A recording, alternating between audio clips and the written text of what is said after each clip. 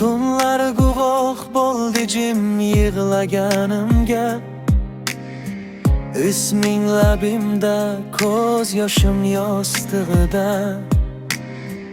Yonimda yo'qsan, ammo ichimdasan. Eng og'ir azob tirik sog'inish ekan. Seni unut deyishdi, qanday unutay? Yurak eslaydi, aql jim tura olmay.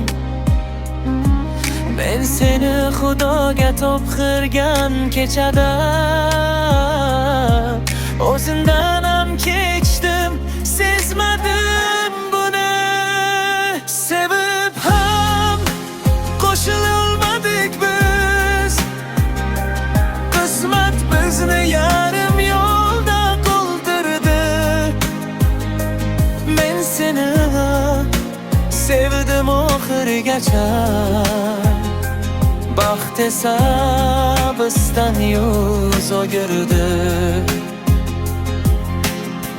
Boshqasining yonida kulib yursang ham, ichingda men qolganini bilaman.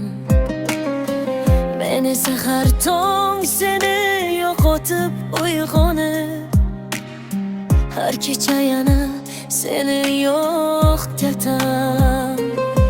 Agar sevgi gunoh bo'lsa, gunohkorman. Agar sog'inish azob bo'lsa, mahkumman. Seni sevishdan voz kechmadim hech qachon.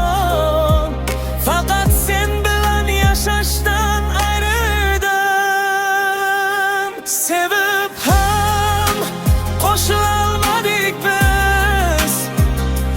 Bir yurakda ikki taqdir sig'madi.